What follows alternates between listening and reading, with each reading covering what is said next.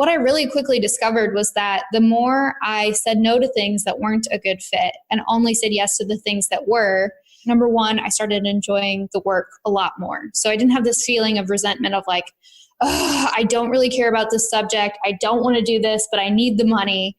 It also made me a great person for giving referrals out to other freelancers. I would give the project to them and then they would return the favor to me for things that were a good fit for me. So the benefits very much outweighed saying no to the opportunities.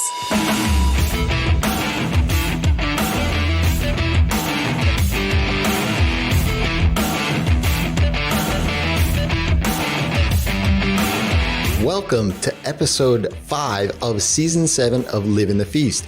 I'm Jason, aka Rez, helping you grow your business by having a conversation with someone who's been there, had success, and built the business designed around the life they want to live. That's Live in the Feast. If this is your first time listening, hit that subscribe button so that you get notified every time a new episode drops. Live in the Feast is in your podcast app of choice, and if it's not, let me know. I'd be happy to get it there. If you've heard the show before, leave us a review on iTunes or drop us a comment in Breaker or Castbox. Today's co-host is Kaleigh Moore. Kaleigh is a freelance writer who specializes in blog content for e-commerce platforms and the software that integrates with them. She has also written for Forbes, Adweek, and Glossy. She also co-hosts a podcast and helps run an online course called Creative Class with Paul Jarvis, a former co-host of the show back in season 3, episode 4. Definitely go grab a listen to that. We talk about his story there. In this episode, however, we dive into the word today and how Kaleigh's interests change over time, as does her ideal client, but then how she handles that with existing clients.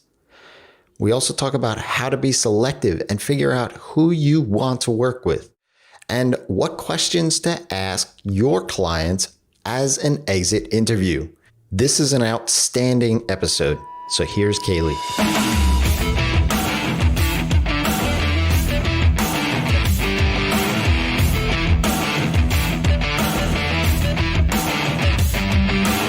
Hey Feasters, welcome to another episode of Live in the Feast. I am super excited to be talking with Kaleigh Moore here. Kaleigh, welcome. Thank you for having me. I'm excited to talk too. Well, it's my pleasure. And I know that, I've been following you for quite some time on Twitter and, with Paul and everything that you do over there as well with him. And I know that you have an ideal client. You've found a niche, a specialty, if you will. And I'd love to hear a little bit more about your journey there. But before we dive into that, who is your ideal client? Yeah, so today my ideal client are e-commerce platforms. So that think of like Shopify or Etsy or BigCommerce, and then the software tools that integrate with those platforms so that make e-commerce selling a little bit easier. So that would be things like email marketing software or a CRM or like an upselling tool. So it's pretty specialized. It's pretty specific to kind of the e-commerce and software as a service world.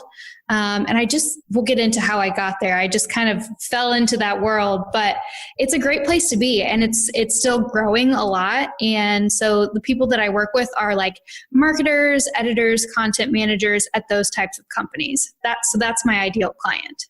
Gotcha. So one thing I want to mention there is you started that off by today. Can you elaborate why today? So for me, I feel like my freelance writing business has evolved quite a bit over the past 6 years since I've been doing this full time. In the early days, I was doing something very different. So I just try to be mindful of the fact that things are often changing and evolving. And it's kind of my responsibility, I feel like, to evolve with it and to always be relevant to the people that I'm writing for, but also to kind of get out in front of where my interest lies. So if my interests change over time, what can I do to tweak my business model a little bit and maybe get in front of a new audience of people? So an example of that would be this past year, I've really focused on retail businesses and direct to consumer commerce. And so I've started writing for Forbes about that. And so again, like that was just something I was interested in. It kind of relates to the e-commerce world because a lot of those people do have e-commerce presence I guess. But it's an evolution. Again, it's another slight shift in my business model. Absolutely. Yeah. And I think that's a good point that you say, like it evolves over time, because same thing for me. It was, I'm an e-commerce developer. That's what I started doing. I flocked towards e-commerce as a developer when most developers run away from e-commerce. And I just love solving problems in that space. And it's sort of evolved over the years now where I focus solely on ConvertKit and Drip integrating with WooCommerce. And so that's my platform of choice, but it's evolved in that way to just include those platforms. Whereas before I was working on Magento websites, I was working on custom Ruby on Rails and integrating all of the other platforms out there, and it became muddy. Like I wasn't really focused there. And so you said something in that intro there about the position, the person within those companies. Can you elaborate a little bit more on why that specific role in that company is your client? Yeah. So for me, it's a little bit focused because I'm doing mostly blog content creation. That's kind of where I do my best work and where I've niched down to focus my efforts rather than white papers or website copy, things like that. I really focus on research and writing long form blog content. So the people that I end up working with most often are folks within that marketing department who either have the title of like editor or content manager or head of marketing. And they are overseeing a larger execution of a lot of different strategies, and blog content is one of those pieces. So I think that was important for me to kind of know and understand is like, who am I talking to when I'm creating my website or when I'm, pitching myself to a client, and what is that specific person's needs? What do I need to do to make their lives easier? So by knowing that, I've been able to really cater to that person that I know is going to be the one making the hiring decision. Gotcha. Yeah, that's super smart because it's easier to know right up front. Am I talking to the right person or am I not? So before we dive into a little bit about how you came about your ideal client, I like to ask everyone, what is your defining moment in life so far? Oh, that's a big question. It is a big question. My defining moment. Oh my gosh. I'll have to think about that. I guess I haven't had one if it's not right at the top of my mind, right? Well, so give me an example. Like, what have other people said? Because now I feel like I'm scrambling and I don't want to say something stupid. No, there's nothing stupid about it. It's some people say, that it was their partner, marrying their partner, it was having a child. Other people are giving a professional milestone that they hit, leaving the 9-to-5 to going to, building their own business and things of that nature. It's always, we've had near-death experiences, some basically just some defining moment in their life. That the reason why I asked this question is because it's funny how sometimes when I have these conversations is that when I ask that question and then I hear their story, there is usually some symbiotic relationship between that defining moment and their story. I see. They're describing to you here on the podcast. And for me and the audience, it's always interesting because you don't really think about it, and it could be a personal, defining moment, but we're talking all about business here. And so how that interweaves with everything is fascinating to me. I see. Okay. Well, that makes sense. That gives me a little bit of background, something to work with there. So I would say definitely for me, a big defining moment was also leaving my 9-to-5 job. So before I started freelancing, I was working full-time as the PR manager for a nonprofit in Illinois. It was my first job out of college. It was a great job. I loved the people there. I loved the work that they do. I was looking for something a little bit more challenging, I think. I wanted more flexibility too. I was commuting about 45 minutes each way to work, and there was a lot of nights and weekend events, and I wanted to be on my own schedule. So I started looking for a way to do that, and freelancing was was one of the kind of paths away from that to where I'd have that freedom and flexibility. So I gave myself an 18-month window in 2013 and said, I'm going to give this a try. I'm going to quit my job. If it doesn't work out, I'll go back and find another one. But that was 6 years ago. So it all worked out. But that was a big leap for me. I mean, I was very young. I was still just a few years out of college, and to leave that job security and all those wonderful things like vacation time and health benefits, that was scary. That was hard. Yeah, absolutely. I just have to ask a follow up to that is, did you have a client roster before you did the leap, or was it? I did. Yeah. Oh, you did. Okay. I did. Yeah. So I started freelancing on the side for about 6 months before I made the transition into full-time freelancing. And I had a couple clients who had me on a contractual basis to where we had a year contract lined up. So nice. With those, I felt like I had a little bit of stability to where the transition was a little bit less scary. So that made my jump a little bit safer, I guess. Right. My training wheels. Exactly. Yeah, I always admire the people that just do that jump, and there's like there's no mattress to save them or nothing. They're just like, all right, I'm quit. I'm done. Yeah. I wasn't me. I was very much like you. Like I had to have something to fall back on at least. So the ideal client, when you settled on your ideal client, how did that happen? Did it just like say, hey, I like these people? Or was there an actual strategy or process that you went through? I think there were a lot of factors. I think, so in the early days of my business, I just said yes to everything. And I worked with basically anyone who came my way.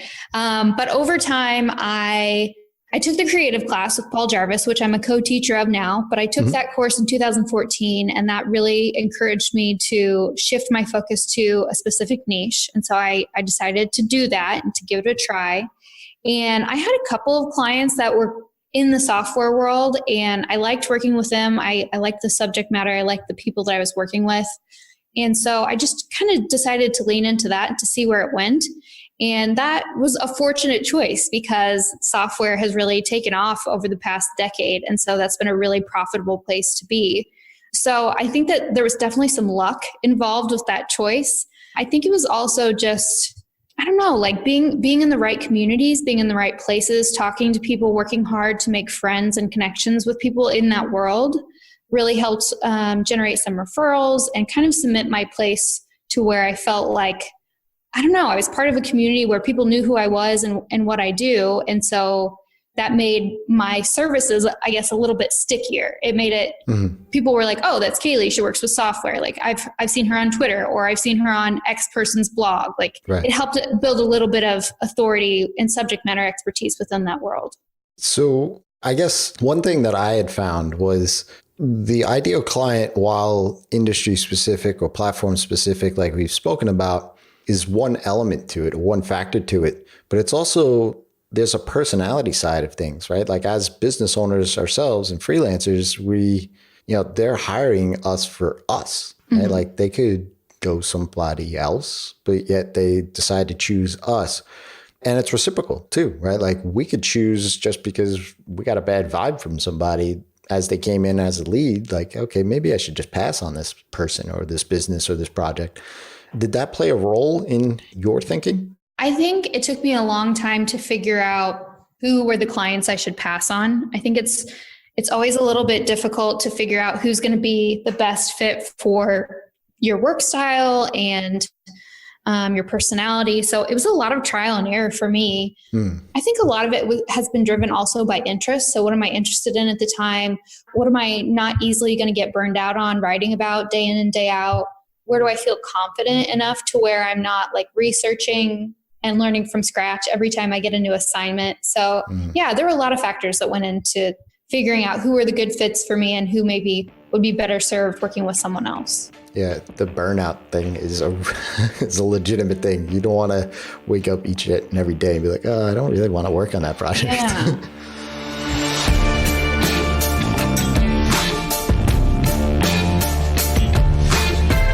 If you heard what Kaleigh said here, she's become the subject matter expert in the field she's chosen. She's a bit modest here as well, at least in my opinion, where she says that it was a bit of luck. But if you hear how she's networked and been a part of that community, she's built a referral network and become known as the go-to person. So just who Kaleigh is, by injecting herself in her own personality, she's become that go-to person. Word of mouth is probably your number one source of leads into your business, but I'd be willing to bet that you are leaving that up to chance, right? Well, if you want worksheets and exercises and the ability to create that ideal client and a referral machine to build predictability in your leads coming into your business, head over to feastacademy.com today.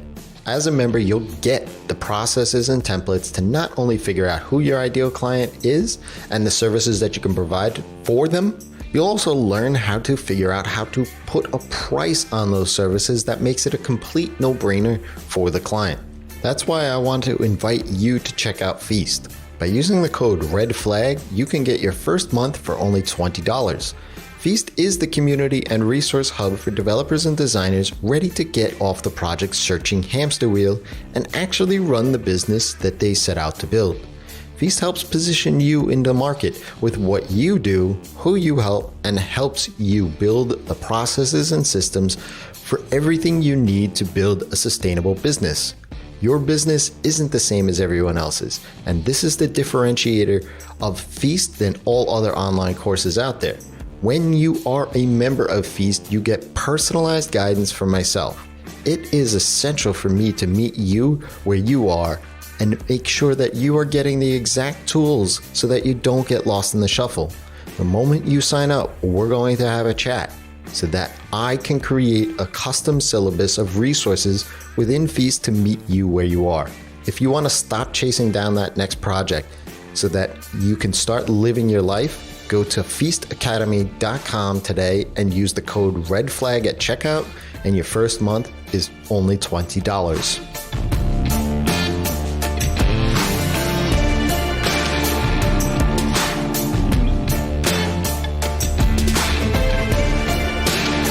So have you done any sort of those exercises, those customer avatar exercises? I mean, probably for your clients in some small way as you're engaged with them on a project, potentially. But for your own business, have you sort of gone through any of those exercises or empathy maps maybe, or any of that sort of thing?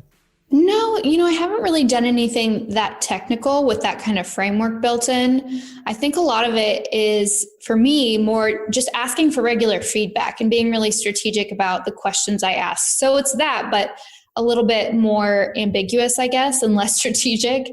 So anytime I end a project, I have an exit survey that I send to the client. How did things go? What could improve? What did you like? Next time, like, what are the things I can do that would make this run more smoothly? So I'm getting those same pieces of information. I'm just kind of collecting all of these data points from all these different people I work with, and then keeping those in mind for future projects as well. So it teaches me how to be a better freelancer and how to better serve these people that I work with just by asking these questions on a regular basis. It teaches me new things that I would, I couldn't learn them any other way other than asking, like, hey, what can I do to make this better? And they're the perfect sources of feedback because they're the exact type of person I want to hire me in the future as well. So that's been really invaluable. Right. Yeah, I love that. I love that. It's sort of an exit interview, if you will. Like you said, what have you found most interesting about the answers that you get from those questions? I love when I get a piece of feedback about what things I can do to make life easier. I've really discovered some interesting things there that I never would have thought of, but they're usually along the lines of like, oh, we could really use a snippet for the meta description included with the blog post. So very specific things like that, but just little bits and pieces that if I can add those in, it's a huge value add for them because it simplifies their work process. It makes their job easier. Another one that's been really popular is having a network of sources to get original quotes from for the pieces that I write. Being able to leverage that network of connections and then tie that into the pieces that I create is another great form of extra value that I can deliver. And again, like that was off of a piece of feedback from a client. They were like, hey, we'd really love it if you would do this. And so I was like, oh, of course, no problem. And so I started talking that up with other clients as well. And in a couple instances was actually able to charge a little bit more by adding that in as kind of an add-on. Yeah, it's funny when you ask a question and they say something that's like, I don't know why I wasn't doing that before. Right. Yeah. And it's simple things like, I work on retainer, and my clients at that time, all I did was I just gave them weekly emails at the end of the week, basically updating on them on things that I worked on, where we're at in the project, and then what's up next. And so I just opened the door and had a 10-minute conversation with a bunch of my clients. I do that on a regular basis, but this time it was, how can I be more awesome? Right? And that's my phrase for what can I do better? Yeah. And so what I heard was, we'd love it if there was a phone call more often. Like we can, you're available and everything. I'm not saying that that's the case, but if we could just have a regularly scheduled phone call with the updates, like the emails are good, but the phone call, I'm like, okay, I can schedule a weekly call. Does that work? Right?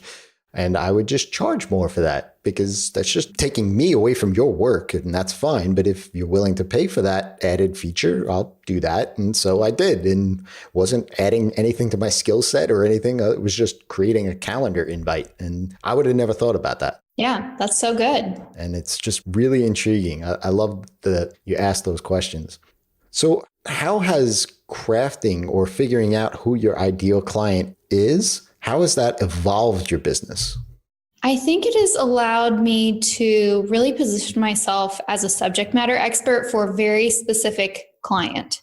And the value in that is that I am seen as a professional who can charge more because there's more value in like a really strong subject matter expertise rather than just like, oh, we're just looking for a writer who can get this done. Like, we don't care who it is. We just want cheap. We just want done. So it's allowed me to position myself as a fairly expensive service provider, but one that can do a really good job, that has a really good record of delivering results, meaningful results for the client, and that has a process in place. So again, like it makes their life super easy. They basically just have to complete a couple steps and then hand the project off to me, and then I do it, and it's done for them. I think that's a key point here, right? So you became the expert because you've honed in on this ideal client, which then allows you to charge premium prices. Mm-hmm. But it also makes you, like you said, referable too, right? People are aware of what you do. And if there is a need that they have or somebody that they know has, they can say, hey, Kaleigh does this stuff. Go talk to her. I know she'll help you. How did you feel when you started to say, hey, I do need to make this shift, if you will. Like I do need to specialize or figure out who my ideal client is. Was there any fear that you were like closing the door on opportunities that could be lucrative, profitable, or maybe just accelerate your career? Oh, for sure. Definitely. And of all the freelancers I talk to, when we talk about choosing a niche and getting really specific about who you work for and what you do, that's the same thing that comes up every time. People are like, no, I don't want to say no to money. Like I want the jobs that are coming my way. And I totally get it. And I've been there. But what I really quickly discovered was that the more I said no to things that weren't a good fit and only said yes to the things that were, a couple things happened. Like number one, I started enjoying the work a lot more. So I didn't have this feeling of resentment of like, oh, I don't really care about this subject. I don't want to do this, but I need the money. So it eliminated some of that. It also made me a great person for giving referrals out to other freelancers who, if a project came my way and it wasn't a good fit, but I knew someone it would work for, I would give the project to them and then they would return the favor to me for things that were a good fit for me. So I think that it had a couple of benefits that very much outweighed saying no to the opportunities and kind of the missed revenue from those. Do you ever to this day deviate? Pretty rarely. There are a few clients that kind of fall outside of my industry, but I think are very interesting and that I'm really like, I'm very passionate about the company. So if they were to come to me, I'd probably say yes, just because I like what they're doing. I like the product and all those things. But for the most part, day to day, I keep pretty strict boundaries around who's a good fit and who's not. Right. But because you are saying no, it gives you that freedom and flexibility to choose those interesting Right. and passionate projects. Yeah, I find myself too sometimes like, oh, yeah, that would be a cool project to work on. Like, Yeah. it's totally out of left field, but it's just, or, it's a local project. So it's like in my community or, something of that nature. And I'm like, yeah, I'll take that. I'll see what I can do. But that's the beauty of freelancing, right? Is like you get to call those shots. There's no boss to tell you, no, you can't do that. I love that. Yeah, absolutely. And that's the thing. You don't have somebody else saying like, you're actually seeing the opportunity. Right? Like, if you have a boss, you would never even see that opportunity and be like, okay, all right, next, next order sheet. So yeah, I love that. One of the things, I guess, back on the emotional side or the fear factor side, if you will, of deciding to go down that ideal client, you mentioned something about taking on things that are of interest to you at the time and being able to maybe shift and choose of those things. When you do shift a little bit on the interest and you have those existing clients that are, let's say, not of the new sort of way or new direction where you're looking, how do you handle that shift with the older clients?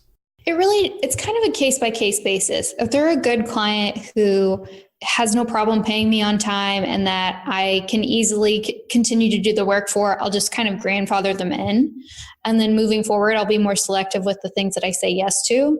But the beauty of the kind of work that I do is that it really kind of fluctuates from month to month. And so I might work with one client for 3 months in a row, and then they take a quarter off and then they come back again. So that kind of variability is kind of stressful sometimes on the revenue side of things. I've been really fortunate to have a really healthy business so far, but that flexibility also lends itself to having that shift in interest and being able to shift my focus a little bit and be fairly agile with like, here's what I want to focus on this month or this quarter. So I would say I don't shift my interests very often. Mm-hmm. It's kind of a slow, gradual progression into a new area when it does happen.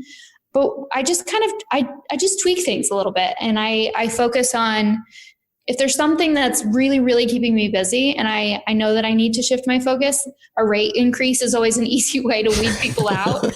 Sure. So that's kind of the fallback if everything else fails. But yeah, it's just kind of a slow progression. Gotcha. Yeah. It goes back to that fear factor. Your rate increase. They're like, oh, well, this is a good client that pays me on time. They just don't want to pay me that new rate. Right. Yeah. It's funny how a rate increase weeds out people. It really does. But no, I mean, to your point, though, I think, and I've shifted gears a few times just in the realm of what the client is asking for. Right. So, in the very beginning, I was very much like you, just taking any job that would come my way because they were willing to pay me for it. And I was working on Ruby on Rails projects and custom PHP projects and Java and all the rest of these sort of projects. But what I found was that the clients that I was having, they weren't necessarily they weren't Amazon.com. So their whole team wasn't in the website every single day, all day long. Maybe once a day they would pop in, or every other day they would pop in. And so what I found was that they were constantly having this need to relearn how to do certain things that they hadn't done, let's say, in a month. Like, we have to update a product or upload a new product. How do we do this stuff again? And so what I wound up focusing in on was in WooCommerce. And this was before all of the automatic acquisition and things of that nature. So I got lucky in that space, in that regard, that was the one that won out, so to speak. But I looked at my clients to see what was interesting at the time and in the market for myself as well as for my clients. Do you find anything of that nature, like that you see like a shift in your client base that says, hey, maybe I should pay attention to something over here? I think that the one thing I've really noticed in the past couple of years is that the number of integrations for e-commerce platforms has kind of exploded as e-commerce continues to grow. So that's great news for me as somebody who writes for those types of companies. But it's also another challenge for me too, is like, can I keep up with all of the technology advances with with the applications and understanding how they all work together as a full stack, essentially, which is very much marketer speak. I can't believe I just said that. But yeah, I think it's just a matter of like paying attention to the news and like listening to smart people within your industry and seeing what they're talking about and just knowing what's going on so that you can see the opportunities when they come up, and you can also kind of protect yourself a little bit too if the bottom is falling out of something as well, you know? Right. Yeah, absolutely. I mean, I was in a spot because for a long time I hitched my wagon to drip. And that was really my only focus was drip. And then my clients who were on drip, but they didn't fit the mold of where drip was headed in recent, past 2 years, I guess. And so I was like, okay, well, I know ConvertKit too. And like, that might be a better solution for these types of people. While I still have plenty of clients on Drip and it's an awesome platform and everything like that, it just where they were headed and where they were taking it for me was like a gut thing. Like, some of my clients aren't going to fit this mold. Right. And so like, you mentioned Shopify, like they're going all in that space. Well, I'm WooCommerce. Right. So it didn't fit that same space, and WooCommerce features would get added once they were done with all the Shopify features, which is never going to happen. So it's that, like you said, it's being aware of what's happening in your world and in your client's world to, see those changes if you can. Right. So you said a bunch of different times as far as, you're flexible, you look for that opportunity, interests, things of that nature. What's up next for the next 6 to 12 months? Oh my gosh. I always hate when people ask me these questions because I'm so bad at thinking about the future. I'm very much like in the now. What do I need to get done today, tomorrow, this week? I don't know. I think I really am content with the type of work that I'm doing. So I want to do more of that. I'm working with Paul on the creative class course. We launched that. We're getting ready to launch it in the fall, and then we have one in the spring. So I'll continue to do that.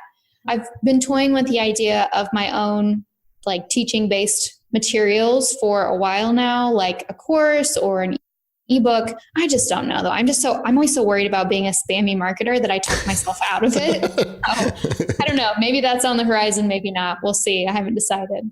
Gotcha. Yeah, I'm with you on that. Like I do have a course in a community and coaching side of the business. While the services is the bread and butter and all that stuff, I do sometimes, like yourself, like, am I just spamming these people? No, I mean, if they're signed up, they obviously like you. I need to get out of my own head about it. I need to just commit and do it. Yeah, it was funny. I had a friend of mine, a great friend of mine, just the other day on the phone. He was asking me, he's like, what do you think is stopping you from growing that side of the business? I said, me, my own head. I got to get out of my own way a little bit. That's all. Yeah, you get it. But no, I get that totally. So this was awesome. I appreciate your time and sharing a little bit of your story here and your wisdom here. I love the exit interview. If you're not doing that sort of thing, dear listener, I encourage you to ask questions of your clients that are outside of the projects that you're working on with them, just to better your education, your business, figuring out what they like and don't like. You're not imposing on them, right? Like you're not salesy. Right. They want you to ask. Exactly. Right. So I encourage you to do that. And obviously Kaleigh does as well. Kaleigh, where can folks reach out and say thanks? I spend way too much time on Twitter. So Twitter is a great place. Although my first name is really hard to spell, so I'm not even going to try to tell people what my handle is. We'll just put it in the show notes, I guess. Absolutely. So Twitter is a great place. I'm also in my inbox a lot, so we'll give my email address. I help with creative class. We have a podcast for that. Yeah, those are the three best places, I think. Awesome. And I'll definitely link up all of those in the show notes, and everybody can reach out to Kaleigh there and say thanks. Kaleigh, thank you for coming on the show and sharing with us your journey today. Yeah, thanks for having me. And until next time, it's your time to live in the feast.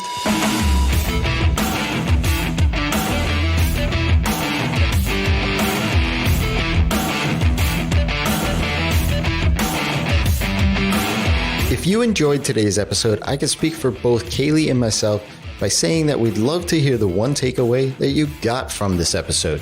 It's really super simple. In the podcast app of your choice, presumably this one that you are listening to right now, go ahead and drop that in a comment or a review. Or go ahead and share it in a tweet and tag me at Rez, and I'd be happy to pass it along to Kaleigh. Don't forget to hit that subscribe button as well, so that you're going to be the first to listen in next week when we'll be back with Adam Clark. Adam is the founder of Podcast Royale, and he's going to be coming out from behind the scenes and in front of the mic again to talk about founder market fit. Until then, it's your time to live in the feast.